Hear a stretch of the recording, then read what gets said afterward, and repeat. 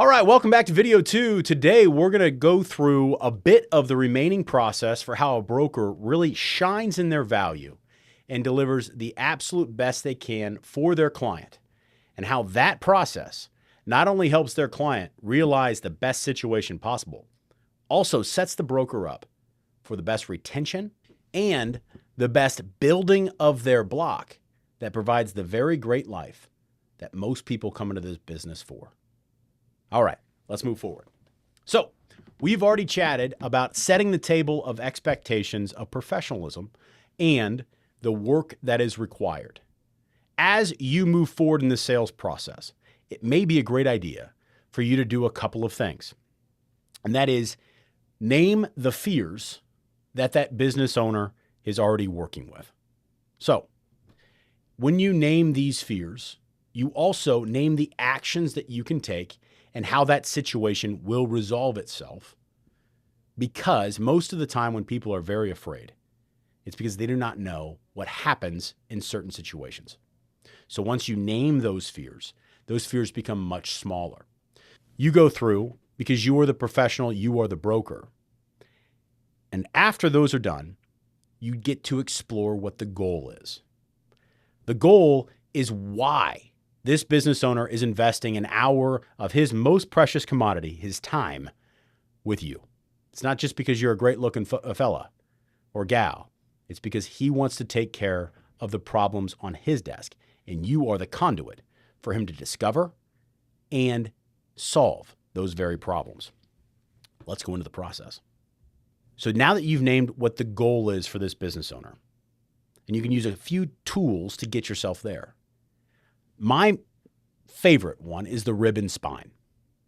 The ribbon spine walks through a number of questions that will be hyper-tailored to you as the broker for your suite of solutions and problems that you've already solved in nuanced ways for other folks. So with employee benefits, people buy benefits for multiple different reasons. If you have the same pitch for every single business owner, then you will be worse at your job than you will if you discover why they are actually buying benefits. Are they in a very highly competitive industry where talent is extremely difficult to retain and recruit? Well, they're probably using the benefits as a recruitment tool. So the shinier, the better. If they are in an industry that's established and they want to save money because margins are shrinking, that is a different decision for them to offer benefits. If they want to buy benefits so that they can have access for their executives and for their family themselves, again, that is a different set of parameters. People buy things for a number of different reasons. It is the poor broker that assumes they all buy for the same reason. It's the broke broker who says they only buy on price. So explore the multiple facets using a ribbon spine. And you can find a ribbon spine as a download here on Learn Level Funding. And it's one that we put together. It would be great for you to start with that, but also build it for yourself. Now, after you've explored these certain things, it's great to set the table for the process that you're going to go through. We are going to sit down with all of your employees, give them this piece of paper, and they will have 2 days to complete it. This piece of paper is an application. This allows the carriers to accurately price, to get the details for each individual group. If you do not do this work, then you leave yourself exposed to some broker who is willing to do this work. Then explain to the business owner, after we've gathered these apps, it takes a few days for the carriers to come back with their rates.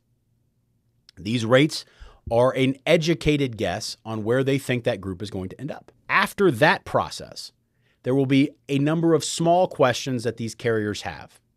Bob said that he's 700 pounds. Did he really mean that, or is he 170 and he forgot to put the 1? These type of questions will always pop up. Additionally, the carriers will need to validate the status of the group as the business for ERISA compliance. This work must be done because members who are on the plan have to fall under the jurisdiction of ERISA to have coverage against massive claims. The more you do up front, like everything in life, The ounce of prevention is pounds worth of cure. Believe me when I tell you that if you try to skimp on this process and you have massive claims, you will have much bigger headaches than you would otherwise. As you roll through and explain that process, you demystify this. You allow them to see where they are. And you also allow them to manage expectations. We live in a very instantaneous world. And if you want instantaneous, that's fine. But realize you're going to pay. And you're going to pay a whole heck of a lot more. If you want thorough and accurate, you can do some beautiful things that allow the business owner to discover the deeper values for roughly or better prices. Some simple tactics that you can utilize while you're in these meetings. 1, create calm. Whenever you are in these meetings, realize this may be their first time going through this process. It is not yours. You are the professional. You are the guide. You are the Sherpa. Talk slowly.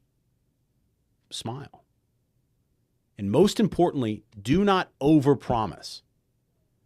Most business owners in their shops, they are a king. When they say jump, their people in general do. Realize that if you submit to this, you will always be behind the 8 ball because this process is going to take longer than they want. That does not mean this process should take a shorter amount of time to be as thorough. It is your job to manage the expectations. And in order to do that, you have to keep your word. Do not overpromise. Now, there's a few tricks that you can use to establish a little bit more rapport. 1, these are simple things, but I realize we are simple humans. A thick business card, something heavy that feels substantial, something that says I take myself seriously. A bound presentation. A buddy of mine is in the architecture business, and he found that when he bound his architectural proposals in steel notebooks, his ability to get the call to the actual presentation went up about 50%. Now, his work didn't change. It was just the covering. And number 3, the Mercedes effect. Mercedes-Benz found that whenever they put weights inside of their doors, people felt like the cars were more expensive. That's why Mercedes-Benz doors are always overly heavy. It doesn't make any sense rationally, but we are emotional creatures. So with that, keep that in mind with any leave behinds that you have. As we continue down the process, realize you want to chat with your business owner to tell them we have already conquered these hurdles. People forget the work they've already done. They only see the work ahead. So remind them that you have already covered process 1, process 2, process 3. We're at step 7 out of 11. We're most of the way there. And in doing so, you remind them of the work they've already done. This shows progress. Now, with this process, you will be much more involved with your business owners and much more communicative. This allows for another builder of your brand and your business. The more you communicate with these business owners, the more likely they are to see you as a trusted advisor. And in that position, there's a secondary value. That secondary value means that you are much more likely to be able to ask and receive a testimonial. People put much more weight on what other people say about you rather than what you say about yourself. Testimonials are incredibly effective at doing this. When you are very communicative to your clients or with your clients, you will have better testimonials and more of them. Use them in your marketing. Have your former clients establish more of your credibility. Another tip that is very actionable: remind your clients of where they were before you showed up. Keep notes. Keep the original ribbon spine. There's another piece that you can utilize as a broker to establish your value and a little bit of exclusivity. Most brokers cannot work on 20 cases at a time. Most brokers can't work on 5. So if you say, I have a limit of clients that I work with every month, or I have a limit of new clients that I try to serve every month, what this does is it shifts the game. It is not you going out and trying to sell them. It is them saying, I want to work with you. I want to be one of those 6. And when you shift the conversation to exclusivity, it allows 2 things to happen. 1, it changes your marketing so that you are the asset.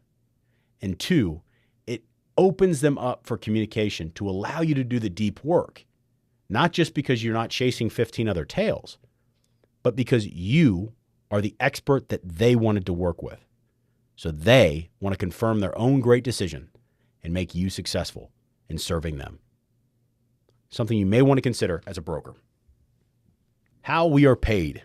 We need to make sure that we are being compensated for this expertise and all of this diligent work that we are choosing to do rather than following the spreadsheet or route. Now, it pays off in the long term, especially through retention, through building a better block. But there are multiple ways to get paid.